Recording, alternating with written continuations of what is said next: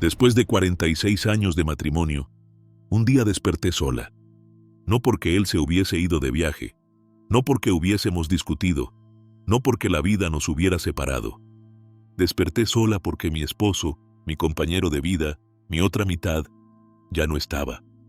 Y en ese momento, no solo perdí a una persona, perdí el sentido de mi rutina, el sonido de mi casa y una parte de mí que no volverá jamás a ser igual.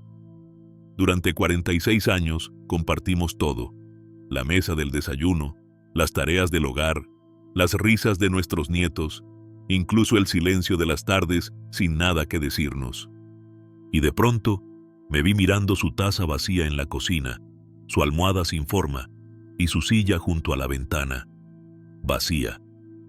El silencio no solo llenó la casa, se metió dentro de mí.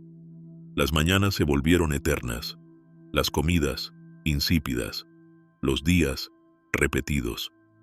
Descubrí que cuando alguien muere, también mueren con él las pequeñas costumbres que le daban forma a tu mundo. El ruido de su llave en la puerta, su tos al despertar, sus pasos cruzando el pasillo. Y lo peor fue que nadie te enseña cómo vivir con ese hueco. Al principio, me forcé a mantenerme ocupada. Lavaba platos que no usaba. Ordenaba cajones que ya estaban ordenados. Todo menos pensar. Todo menos aceptar que mi vida había cambiado para siempre. Hoy quiero contarte mi historia. No porque sea única, sino porque tal vez se parezca un poco a la tuya. Quiero contarte lo que hice después de perder a mi esposo. Lo que me ayudó y también lo que me hundió. Te compartiré errores que me costaron lágrimas y decisiones que me devolvieron el aliento. Porque si estás pasando por algo parecido, mereces saber que hay luz y que no estás sola. Antes de empezar, dime algo. ¿Tú también has perdido a alguien importante? ¿Desde dónde me escuchas? Te leo en los comentarios. Durante las primeras semanas después de su partida, hice lo que muchas personas hacen sin darse cuenta. Me encerré. Cerré la puerta de mi casa y también la de mi corazón.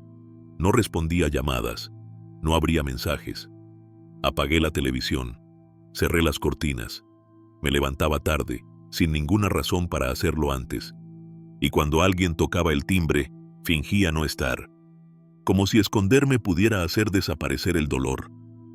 Al principio, pensé que era lo correcto, que necesitaba tiempo, silencio, espacio. Y no me malinterpretes, a veces sí hace falta estar a solas para poder llorar con libertad. Pero lo mío no era eso. Lo mío era un intento desesperado por no desmoronarme frente a otros. Pensaba que si hablaba con alguien, iba a romperme. Que si me escuchaban temblar, o llorar, o admitir que estaba perdida, me verían débil. Y entonces me aferré a ese falso orgullo. A esa idea de que debía ser fuerte, digna, reservada. El problema es que la soledad no solo te rodea, también se te mete dentro. Y cuando nadie te habla, tu cabeza se convierte en un eco constante de lo que fue. Revivía conversaciones. Escuchaba su voz llamándome. Me reprochaba cosas que nunca le dije. Y el silencio, ese que parecía calmar, se convirtió en un juez despiadado. Los días empezaron a sentirse iguales. No recordaba qué día de la semana era. No tenía ganas de cambiarme de ropa. Comía lo justo, dormía mal. Y aunque tenía familia y amigos cerca, me sentía más sola que nunca. Porque la verdad es esta: no es lo mismo estar sola que sentirse sola. Y cuando te encierras, no solo te alejas del mundo, también te alejas de ti misma. Fue una vecina quien, una tarde, insistió lo suficiente como para cruzar la puerta. Entró con un termo de café y se sentó conmigo, sin decir mucho. Solo me escuchó. Y en ese momento entendí que no necesitaba dar explicaciones, ni parecer fuerte, ni fingir que estaba bien. Solo necesitaba a alguien que no huyera del dolor. Con el tiempo, empecé a abrir un poco más la ventana, a contestar algún mensaje, a dejar que me preguntaran cómo estaba, aunque no supiera qué responder. El duelo no se cura en soledad. Se siente, se vive, sí, pero también se comparte. Y cada vez que una persona me escuchó sin juzgarme, sin apurarme, sin darme soluciones, Me ayudó a sostenerme un poco más. Si estás pasando por algo parecido, quiero decirte esto. Aislarte puede parecer lo más fácil, pero también puede ser lo más peligroso. El dolor necesita aire, necesita movimiento, necesita luz. Y a veces, solo se alivia cuando lo compartes con alguien que no te pide que estés bien, sino que simplemente te acompañe mientras no lo estás. Error 2. Guardar todo como estaba, como si él aún estuviera. Durante semanas, quizá meses, el dormitorio quedó tal como él lo dejó. Sus camisas seguían colgadas en el mismo orden, algunas con su perfume aún prendido en las telas. Su cepillo de dientes seguía en el baño. Sus zapatos estaban junto a la cama, como si en cualquier momento fuera a volver a ponérselos. En la cocina, su taza favorita estaba limpia pero sin guardar, esperándolo. Y cada mañana, cuando me levantaba, evitaba mirar ese lado de la cama, como si mirar significara aceptar lo inevitable. No tocaba nada, no movía nada, no cambiaba nada, porque en el fondo sentía que si lo hacía, lo estaría borrando. Como si cambiar la posición de su silla fuera traicionarlo, como si quitar sus camisas del closet fuera admitir que ya no volvería. Y así, sin darme cuenta, convertí la casa en un altar silencioso, un museo de una vida que ya no existía. No vivía en esa casa, apenas sobrevivía en ella. Lo más difícil de perder a alguien no es el vacío físico, es el espacio mental que sigue ocupado por su recuerdo. Y cuando te aferras a los objetos, a la rutina que compartían, a los pequeños detalles, te quedas atrapada en un tiempo que ya no está. Recuerdo una tarde en particular. Habían pasado varias semanas. Estaba limpiando el polvo del pasillo y al abrir un armario encontré una caja con cartas que él me escribió hace años. Me senté en el suelo, con la caja sobre las piernas, y lloré como si todo hubiera pasado ayer. Pero esa vez, algo fue distinto. Lloré, y luego me levanté. Guardé las cartas con cuidado, cerré la caja, y por primera vez la llevé al cuarto de arriba, no para olvidarlas, sino para dejar espacio. Ese pequeño gesto me cambió. Días después, cambié las cortinas del dormitorio. Eran las mismas desde hace más de 20 años. Me costó. Lloré mientras las quitaba, pero cuando las nuevas cortinas se movieron con el viento, sentí que algo dentro de mí también se movía. No era traición, era transición. Hay una línea muy fina entre recordar y quedarte atrapada en el pasado. Y al no mover nada, sin darme cuenta, yo misma me impedía sanar. No me di cuenta que no dejaba espacio para mí. Para mi dolor, sí, pero no para mi reconstrucción. No estoy diciendo que debas tirar todo, ni que debas borrar sus huellas, pero sí quiero decirte esto. Su presencia no está en las camisas ni en la taza. Está en tu corazón, en tus recuerdos, en tu forma de mirar el mundo desde que él no está. Haz espacio, no para olvidar, sino para respirar. Error 3. Rechazar la ayuda, porque sentía que debía ser fuerte. Durante esos primeros meses, mucha gente me ofreció ayuda. Mi hija, mis vecinos, una amiga de la infancia que me llamó varias veces. Me preguntaban si necesitaba algo del supermercado, si querían pasar a verme, si podían acompañarme a dar un paseo. Y yo siempre respondía lo mismo. Estoy bien, gracias. Mentía, pero no porque no confiara en ellos. Mentía porque sentía que si aceptaba esa ayuda, iba a mostrarme débil. Y yo había crecido con la idea de que una mujer fuerte se levanta sola, se sostiene sola y sigue adelante aunque tenga el corazón hecho pedazos. No quería preocupar a nadie. Pensaba que, si mostraba dolor, los demás se iban a sentir incómodos. Y lo último que quería era que me miraran con lástima. Así que fingía que podía con todo.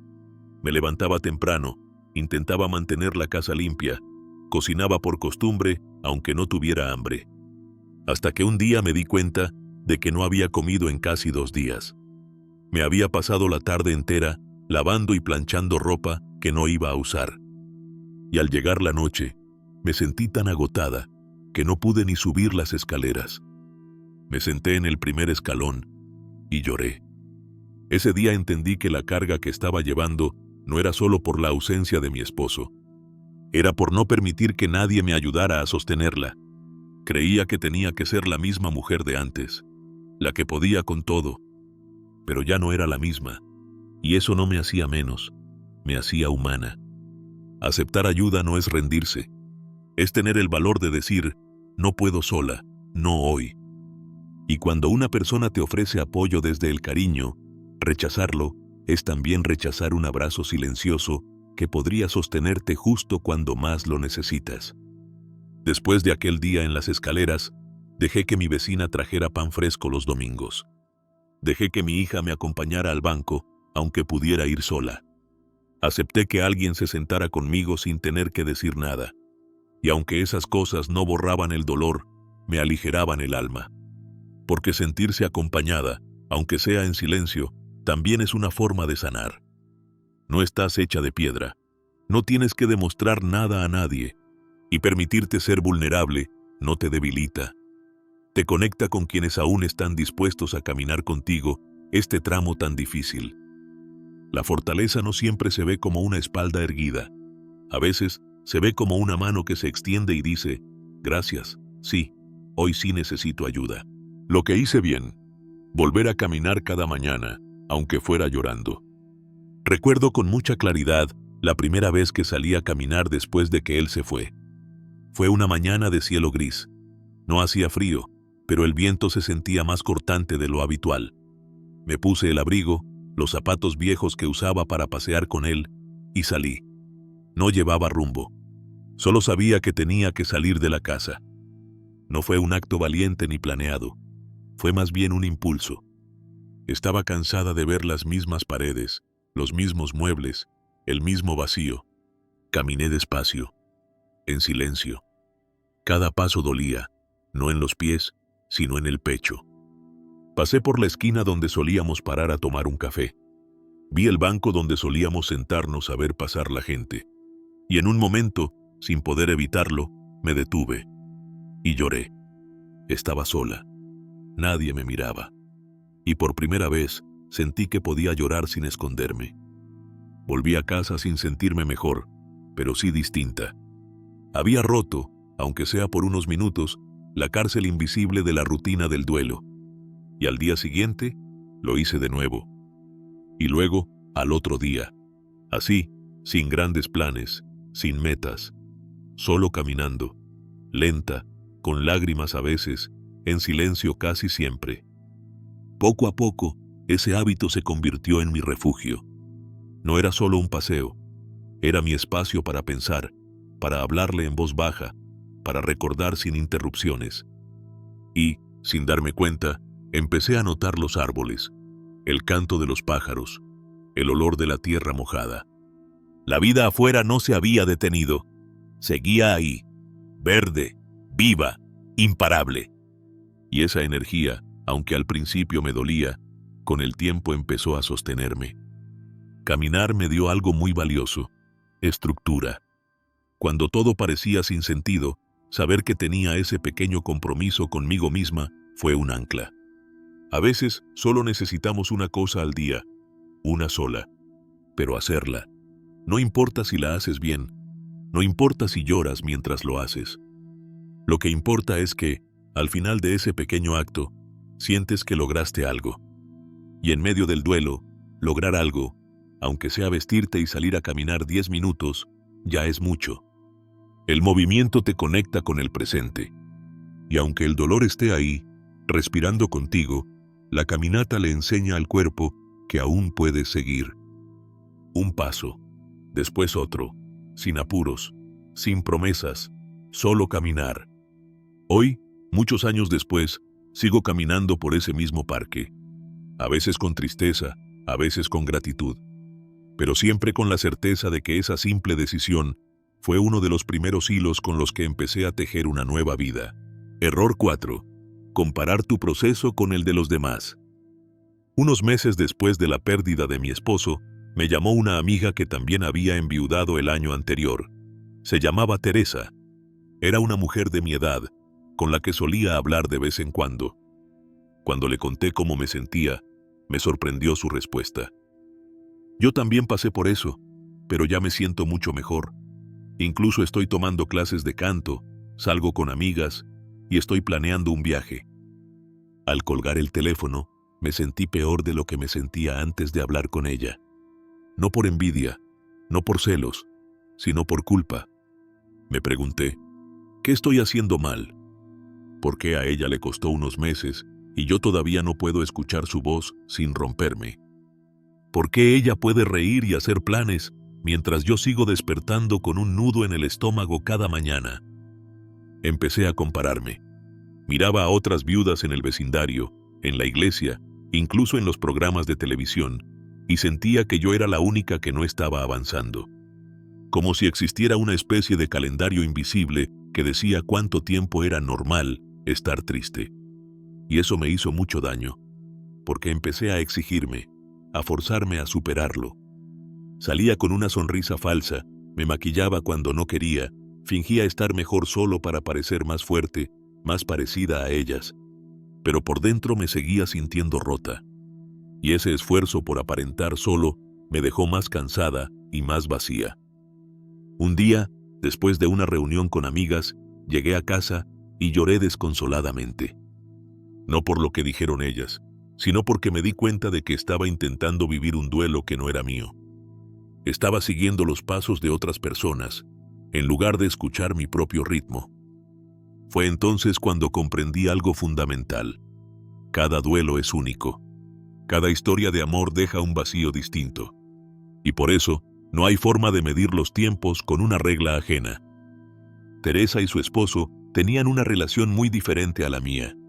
Vivieron otras cosas, sufrieron otros dolores, se despidieron de otra manera. Comparar nuestras experiencias era tan inútil como comparar dos canciones con distintas letras. Las dos eran válidas, las dos eran reales, pero no eran iguales.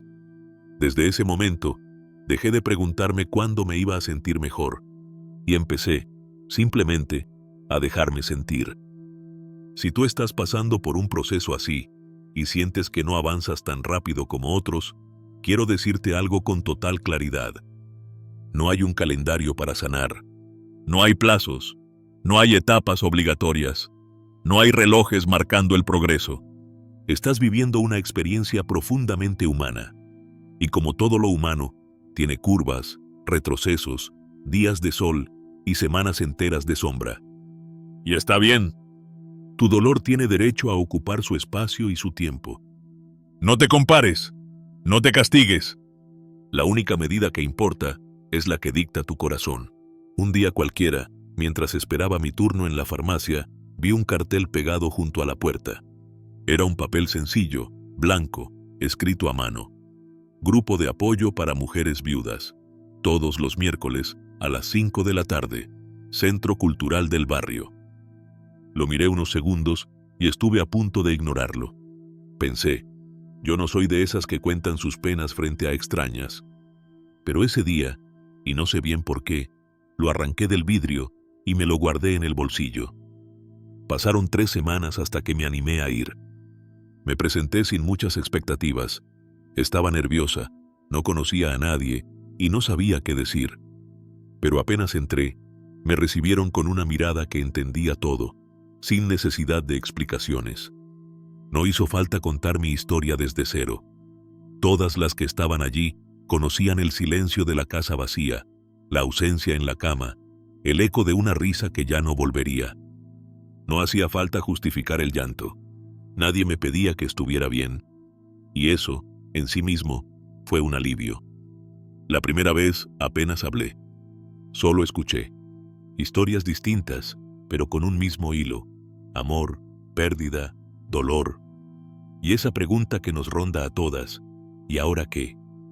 Una mujer contó cómo había dejado de cocinar porque no tenía para quién. Otra dijo que por semanas se sentaba frente al teléfono, esperando una llamada que ya no iba a llegar. Y en medio de tantas lágrimas, también hubo risas. Porque sí, también recordamos anécdotas graciosas, momentos absurdos que solo quien ha compartido una vida entera puede entender. Y en ese intercambio, sin darme cuenta, empecé a sanar. No porque me dieran soluciones, no porque me dijeran qué hacer, sino porque, por primera vez, me sentí comprendida sin tener que explicar nada. Me di cuenta de que no estaba sola, y que todas teníamos historias parecidas, heridas que se parecían y vacíos que, aunque diferentes, nos dolían de formas similares. Semana tras semana, ese grupo se volvió mi refugio. Un espacio donde podía ser yo, sin máscaras, sin deberle alegría a nadie. Un lugar donde mi duelo tenía permiso para existir. La comunidad tiene un poder que pocas veces valoramos. Nos enseña que compartir el dolor no lo hace más grande, lo hace más llevadero. Y que al escuchar otras voces quebradas, encontramos fuerza en el eco. Si estás atravesando una pérdida, no subestimes el poder de hablar, de sentarte con quienes han vivido lo mismo, de permitir que otras manos, aunque temblorosas, te sostengan mientras caminas. Yo llegué rota, y no salí entera, pero salí acompañada. Y a veces, eso es todo lo que necesitamos para seguir. Error 5. Creer que tu vida terminó con él. Hubo un momento, no puedo decir exactamente cuándo, en que me hice una pregunta que me dio miedo incluso pensar. ¿Para qué seguir? No me malinterpretes. No quería morir, pero sentía que la vida, tal como la conocía, se había acabado. Él era mi rutina, mi compañero, mi risa en la mesa, mi comentario al final de cada película. Y cuando se fue, yo también sentí que me fui un poco con él. Durante semanas, quizá meses, me levantaba sin ganas, me acostaba sin sueño, y los días se deslizaban entre mis dedos como arena. Veía a otras personas continuar con su vida. Iban al mercado, hacían planes, se quejaban del clima, reían en la plaza. Y yo pensaba, ¿cómo pueden seguir como si nada hubiera pasado? Lo cierto es que nada me hacía ilusión. Y lo más duro fue aceptar que lo que me pasaba tenía un nombre: vacío. Pero un día, mientras ordenaba una caja vieja, encontré unas acuarelas que había comprado hacía muchos años. Eran de cuando pensé que, en mi jubilación, tendría tiempo para pintar. Las miré un rato, dudé, y finalmente me senté frente a una hoja en blanco. No salió nada bonito, no era un cuadro digno de mostrar, pero mientras movía el pincel, algo dentro de mí se movía también. Por primera vez en mucho tiempo, estaba haciendo algo por mí. Semanas después, me inscribí en una clase de pintura para adultos mayores en el Centro Cultural del barrio. No conocía a nadie, y llegué temblando de inseguridad. Pero allí, en esa sala con olor a témpera y papeles arrugados, descubrí algo que había olvidado. Todavía podía crear. Todavía podía aprender. Todavía podía descubrir cosas nuevas sobre mí misma. Más adelante, empecé un pequeño jardín en el balcón. Planté albahaca, romero y unas flores que a él le gustaban. Verlas crecer, regarlas, hablarles en voz baja. Era, de alguna manera, una conversación silenciosa con la vida. Y ahí entendí algo que cambió mi perspectiva. Tu historia no se acaba, solo cambia de forma. Él fue una parte de mi vida, una parte hermosa, irreemplazable, llena de memorias que llevo en la piel. Pero no fue toda mi vida, y si él me amaba, como sé que lo hacía, entonces también querría que yo siguiera viviendo. No solo respirando, sino viviendo. Seguir adelante no significa olvidarlo. Significa honrarlo, permitiéndome seguir siendo yo, en esta nueva etapa que, aunque me duela, también puede tener luz. Si hoy te estás preguntando para qué seguir, quiero decirte esto con todo mi corazón. Sigue por ti, por lo que aún puedes descubrir, por lo que aún puedes dar. Porque aunque una parte de ti se haya ido con él, otra parte sigue aquí, esperando que la escuches. ¿Qué haría distinto si volviera atrás? A veces me siento en la cocina, con una taza de té entre las manos, y me sorprendo pensando en todo lo que haría diferente si pudiera volver atrás. No para cambiar el destino, porque hay cosas que, por más que queramos, no están en nuestras manos, sino para vivir de otro modo los momentos que sí tuve. Si pudiera retroceder el tiempo, me abriría antes. No esperaría a que el dolor me desbordara para dejarme ayudar. Habría dicho más veces, no puedo sola. Y también habría escuchado más cuando alguien me decía, estoy aquí para ti. No habría escondido mis lágrimas ni disfrazado mi tristeza para aparentar fortaleza. Porque ahora entiendo que mostrarse frágil también es una forma de ser valiente. Si pudiera volver atrás, hablaría más con él. No de las cosas importantes, esas las decíamos. Hablaría más de lo simple. Le preguntaría otra vez cómo le gustaba su café, aunque ya lo supiera. Le pediría que me contara otra vez la historia de cómo consiguió su primer trabajo. Le preguntaría por su infancia, por sus miedos, por lo que nunca se atrevió a decir en voz alta. Porque cuando alguien se va, uno no extraña solo su presencia. Extraña también las conversaciones pendientes, las risas que no se repitieron, las palabras que no se dijeron a tiempo. Y si algo aprendí en este camino, es que no vale la pena guardar lo que sentimos. No dejes palabras guardadas. No te castigues con el silencio. Dilo. Hazlo. Abre los brazos mientras haya alguien a quien abrazar. También me perdonaría antes. Me perdonaría por no haber sido siempre paciente, por haber discutido por tonterías, por los días en que me ganó el cansancio o la rutina. Porque con el tiempo aprendí que el amor no se mide por los errores, sino por la presencia. Y yo estuve en cuerpo, en alma, en amor. A ti, que estás escuchando esto en medio de tu duelo, quiero decirte algo desde lo más profundo de mi experiencia. Vas a cometer errores. Es parte del proceso. Pero no te juzgues con dureza. No te exijas sanar rápido, ni ser fuerte todos los días. Permítete llorar, equivocarte, pedir ayuda. Y sobre todo, permítete seguir adelante sin sentir que traicionas a quien ya no está. El amor verdadero no se va con la muerte. Sigue viviendo en ti. Y la mejor forma de honrarlo es continuar tu camino con amor, con compasión y con la decisión firme de no dejarte apagar por la ausencia. Si pudiera volver atrás, me hablaría con ternura. Y hoy, esa ternura te la regalo a ti. Después de todo este tiempo, si tuviera que resumir lo que aprendí, sería esto. No hay una forma correcta de atravesar el duelo, pero sí hay errores que, sin darnos cuenta, pueden hacernos más daño. Yo me equivoqué muchas veces. Me aislé creyendo que el dolor se curaba en silencio. Guardé cada cosa de mi esposo como si mover un objeto fuera una traición. Rechacé ayuda por orgullo, por miedo a preocupar a los demás. Me comparé con otras viudas, como si existiera una regla para medir quién sana más rápido. Y, quizás lo más duro de todo, creí que mi vida había terminado con la suya. Pero también hice cosas que me ayudaron a volver a respirar. Caminar cada mañana, aunque fuera con lágrimas. Hablar con otras mujeres que entendían mi silencio. Permitir que la ternura, el arte, las plantas y hasta el color de una cortina nueva fueran pequeños pasos hacia una nueva forma de vivir. Hoy, desde un lugar distinto, te digo esto. No estás sola. Aunque ahora el mundo te parezca demasiado grande o demasiado vacío, hay muchas personas que han pasado por donde tú estás y han salido. No ilesas, pero sí con más conciencia, más compasión, más fuerza de la que imaginaron tener. El dolor no desaparece por completo, pero deja de ser una herida abierta para convertirse en una cicatriz que te recuerda cuánto amaste.